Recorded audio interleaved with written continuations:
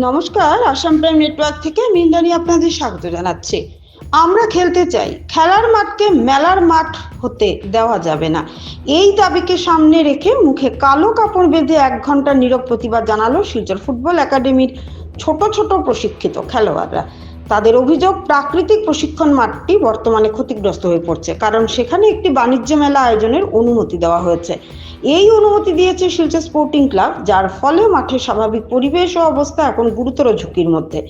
মাঠ ও খেলোয়াড়দের নিয়মিত প্রশিক্ষণ স্থল রক্ষার উদ্দেশ্যে শিলচর ফুটবল একাডেমির খেলোয়াড়রা একাডেমির প্রধান ফটকের সামনে 1 ঘন্টার নীরব ও শান্তিপূর্ণ প্রতিবাদ কর্মসূচি পালন করে। हम लोग इधर में बैठे हैं क्योंकि हम लोग जब बारिश होता है तब हम लोग टर्फ में करते हैं। अभी हम लोग ठंड में हम लोग नेचुरल में करते हैं। अभी एक ट्रेड फेयर के लिए हम लोग नेचुरल में प्रैक्टिस नहीं कर रहे। बहुत सारे ट्रक क्रैंक्स आके हम लोग के ग्राउंड को डैमेज कर रहे हैं। अभी हम लोग इधर में खेले तो हम लोग का सीरियस कुछ इंजरी हो सकते है, तो इसलिए हम लोग अभी कहाँ खेले। हम लोग का भी तो खेलने का भी जगह चाहिए ना, हम लोग को इधर जगह नहीं, तो हम लोग कहाँ खेले। प्लीज़ मैं ट्रेड फेयर को रिक्वेस्ट करो, इधर में इस ग्राउंड को छोड़ दीजिए। इसको हम लोग को भी प्रैक्टिस करना है, हमको भी जगह चाहिए खेलने के लिए। बिकॉज वी हैव खेलना चाहते हो। Yes we have to play for India. आप डीएसए को कुछ बोलना चाहते हैं? डीएसए को कुछ मैसेज देना चाहते हैं डीएसए को? प्लीज़ डीएसए रिक्वेस्ट करो, आप स्पोर्टिंग को समझाइए, क्योंकि इधर में ट्रेड फेयर के वजह से हम लोग खेल नहीं पा रहे। उनको बोलिए ये ट्रेड फेयर इधर से बंद करें, जैसे कि हम लोग इधर में हम लोग का प्रैक्टिस कर पाए। तो किस लिए बैठे हो? हम यहाँ बैठे हैं क्योंकि हम लोग का जो फील्ड है जिसमें हम लोग विंटर में प्रैक्टिस करते हैं, उस फील्ड में अभी जो ट्रेड फेयर जो है वो बैठा है, जिस वजह से ट्रक्स वगैरह आ रहे हैं। वो पूरा जगह जो ग्राउंड है वो हमारा ख़राब हो रहा है, तो हम लोग विंटर्स में वहीं पर खेलते हैं। तो अभी वो ग्राउंड इतना ख़राब हो गया है कि हम उसमें नहीं खेल पाएंगे। तो हम चाहते हैं कि वो जो फेयर है वो हट जाए ताकि हम उसमें खेल सकें। আমি এই শিলচর ফুটবল একাডেমির সিইও হিসাবে আছি এবং আমার নাম হলো সুবিমল ধর শীতিল এবং ফুটবল একাডেমির আমি ফাউন্ডার জয়েন্ট সেক্রেটারি। তো আমরা শিলচর স্পোর্টিং প্রথমে আমরা জেলা ক্রীড়া সংস্থা আমাদের একাডেমি ট্রেনিং চলতো, কিন্তু আমাদের প্রথম স্টার্ট হয়েছিল টাউন ক্লাব গ্রাউন্ডে 1997 ইংরেজিতে সেপ্টেম্বর মাসে। তার পরবর্তীকালে আমরা শিলচর স্পোর্টিং ক্লাবে 25 বছরের জন্য আমরা একটা লিজ নিয়েছিলাম এবং সেই মাঠের ইনফ্রাস্ট্রাকচার, আজকের যে পজিশন মাঠের বা ফেন্সিং এগুলো সব আমরাই করেছি অনুদান নিয়ে, গভর্নমেন্ট অনুদান বা প্রাইভেটলি অনুদান নিয়ে। কিন্তু এখন আমাদের 25 বছর পূর্তি হয়ে গেছে, কিন্তু এগ্রিমেন্টটা রিনিউ হয় নাই। কিন্তু রিনিউ না হলেও আমরা এনজয় করছি, আমরা কাজ চালিয়ে যাচ্ছি। কিন্তু কদিন আগে দেখলাম শিলচর স্পোর্টিং অথরিটি একটা ট্রেড ফেয়ারকে ভাড়া দিয়ে দিয়েছে। দেওয়ার পর আমরা আইনের আশ্রয় নিলাম এবং আমরা সেটা নিয়ে একটা কেসও করেছি। পরবর্তীকালে আমরা local MLA, minister, deputy commissioner ওদেরকেও ইনফরমেশন দিয়েছি যাতে অতি সত্ত্বে এটা বন্ধ করার জন্য। কারণ এই মাঠ থেকেই আমাদের 3টে ছেলে দেশের হয়ে রিপ্রেজেন্ট করেছে, গুলিদম রংমাই, আজমির হোসেন লস্কর, জানচুং রংমাই।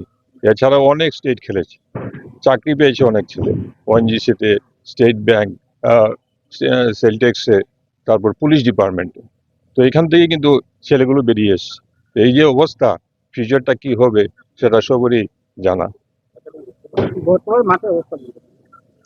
মাঠটা কি অ্যাকচুয়ালি আমরা এই মাঠটা পলি মাটি দিয়ে বানিয়েছি, সো দ্যাট বাচ্চারা যদি মাঠে পড়ে, কারণ ফুটবল তো বডি কন্ট্যাক্ট গেম, পড়বে উঠবে যাতে ইনজুরি না হয়। তো সেই জন্য মাঠটা সফট থাকে, একটা গ্রিনিশ সবসময় থাকে। কিন্তু যে অবস্থা করেছে ট্র্যাক দিয়ে কবে যেন প্লেয়েবল কন্ডিশন হবে সেটা বলা মুশকিল।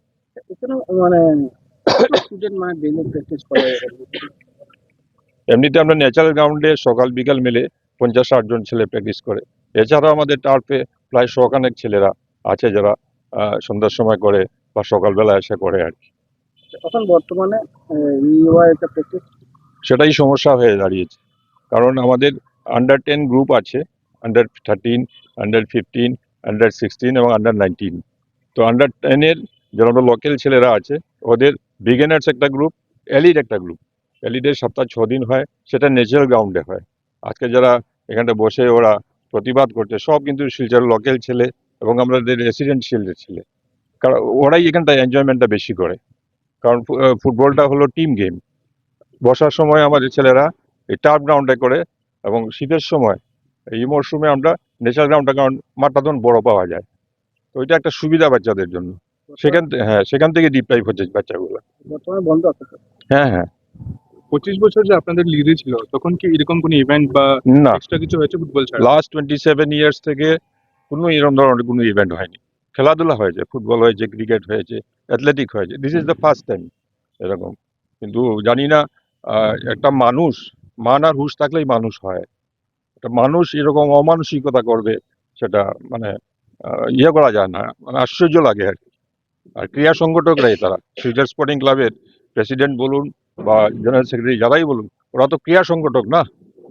ওদের মানসিকতা কিরম করে আসলো, এতগুলো বাচ্চা ছেলে, এখান থেকে দু একটা ছেলে দেশ হয়ে খেলবে, কারণ ওদের ক্লাব হয়ে খেলবে, এটা চিন্তা ভাবনা করা উচিত ছিল।